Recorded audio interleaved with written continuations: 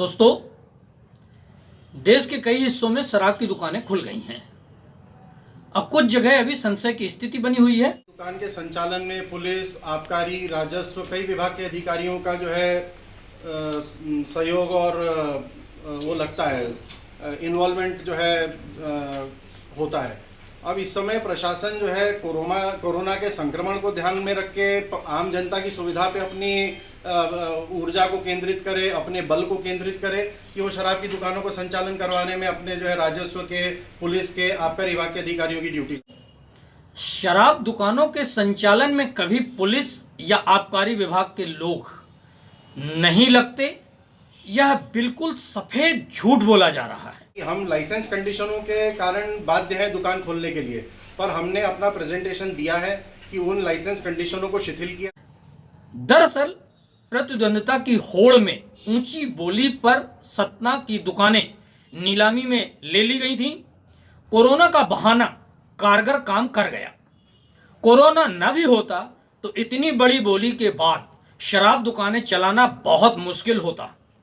हाँ, विभागीय सहयोग से पैकारी, अवैध शराब बिक्री के अड्डों का इजाफा करके अवश्य होने वाले नुकसान को कम किया जाता और कम किए जाने के प्रयास किए जाते हैं। अनुबंध होती हैं, शर्तें होती हैं, वो अपनी जमीन खो चुकी हैं। यह सच बात है। इसी का लाभ शराब ठेकेदार को मिलेगा और शराब ठेकेदार इसी का लाभ उठाना चाहते हैं। सरकार नहीं मानेगी तो हम लोगों को मजबूर होकर न्यायालय की शरण में जाना पड़ेगा। कहा जा रहा सरकार रेट कम करेगी तो न्यायालय की शरण में जाएंगे ठेकेदार। वैसे शराब ठेकों से जुड़े लोगों ने मुझे पहले ही बता दिया था कि शराब दुकानें संचालित नहीं होंगी, न्यायालय जाना ही एक विकल्प होगा। यह बात मैंने इसलिए नहीं उठाई कि एडवांस में खबर देने के कारण कई लोग यह कहते हुए मेरे कारण वो कर रहे हैं कि मैं भविष्यवक्ता टाइप की खबरें दे रहा हूँ, मैं भविष्य की खबरें दे रहा हूँ कि भविष्य में यह होने वाला है, तो उन्हें काफ़ी बुरा लगता है। इस कारण मैं इस खबर को रखे रहा या जानबूझ के मैंने यह खबर नहीं दी। जब मैंने उस व्यक्ति, शराब बेचने वाले या शराब ठेके से जुड़े व्यक्ति से पूछा कि ऐसा क्यों, तो मुझे उसने बताया कि कोरोना के कारण पूरे वर्ष आवागमन प्रभावित होगा, लोगों की आर्थिक स्थिति कमजोर हो चुकी है, उम्मीद के अनुसार शराब की बिक्री इस वर्ष नहीं होगी। अपनी सामाजिक जिम्मेदारी को समझते हुए हम लोगों ने निर्णय लिया कि हम लोग शराब की दुकानें बंद रखेंगे। शराब ठेकेदार कह रहे हैं नैतिक जिम्मेदारी के कारण शराब दुकानें बंद रखेंगे। तो क्या शराब की दुकानें सरकार ने जो खोलने का निर्णय लिया है वह सरकार ने अनैतिक जिम्मेदारी जनता के साथ निभाई है? सरकार न पुरुष में है न महिला में है। सरकार की स्थिति आज हिजड़ों जैसी हो गई है।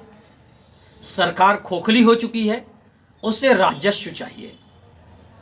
जनता पहले पेट की भूख मिटाएगी, फिर शराब पीने को सोचेगी। ठेकेदार समझते हैं शराब कम बिकेगी, वह चाहते हैं गलती सरकार माने, प्रशासन माने और ठेकेदार ठेका छोड़ भी दें और ब्लैक लिस्टेड होने से ठेकेदार बच जाए। सरकार की जो स्थिति है वह ब्लैक लिस्टेड करने की नहीं है, क्योंकि सरकार न पुरुष में है न महिला में। प्रशासन को क्या है, ठेकेदार से पाना है, सरकार को देना है, चलते रहना है। सोशल मीडिया पर एक मैसेज चल रहा है। 45 दिन शराब न पीकर जनता ने बता दिया कि वो बिना शराब के जिंदा रह सकते हैं, लेकिन ठेके खोलकर सरकार ने बता दिया कि शराब के बिना सरकार मर जाएगी। व्यापारिक संस्था कैट के राष्ट्रीय महामंत्री प्रवीण खंडेलवाल कहते हैं, लॉकडाउन के तीसरे चरण में आज देश के विभिन्न राज्यों में शराब की दुकानों को खोल दिया गया है, जबकि करोड़ों व्यापारियों की दुकानों को प्रतिबंधित किया गया है। खंडेलवाल यह नहीं जानते या जानते हुए वह अनजान बन रहे हैं। सरकार को शराब ठेकेदारों से जितना राजस्व 1 नंबर में मिलता है, कहीं उससे ज़्यादा 2 नंबर में मिलता है। फिर सरकार के साथ प्रशासन भी तो जुड़ा है। प्रशासन पाता है तभी तो वह भी सरकार को देता है। डबल कमाई नंबर 2 की, एक कमाई सरकारी खजाने के राजस्व की। ट्रिपल कमाई देने वालों का ध्यान सरकार नहीं देगी तो क्या सरकार उन व्यापारियों का साथ दे जो हमेशा टैक्स चोरी के रास्ते खोजते हैं? जबकि शराब की दुकानों पर स्पष्ट लिखा रहता है, शराब की बोतल पर स्पष्ट लिखा रहता है कि शराब पीना स्वास्थ्य के लिए हानिकारक है। खंडेलवाल कहते हैं शराब की बोतल पर लिखा रहता है स्वास्थ्य के लिए हानिकारक।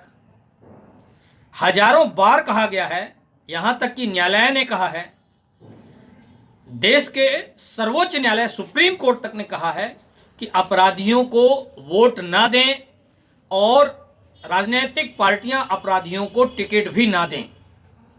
मगर संसद में इनकी संख्या बढ़ती ही जा रही है, क्यों? फिर सही निर्णय लेने की उम्मीदें हम क्यों रखते हैं?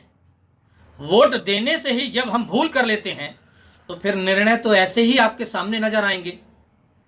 मैं रम्मू सिंह, मेरे वीडियो सबसे पहले देखने के लिए मेरे इस चैनल को सब्सक्राइब करें। वीडियो अच्छे लगे तो इसे लाइक और शेयर करें। यह वीडियो कैसा लगा इसे कमेंट्स बॉक्स में अवश्य लिखकर बताएं।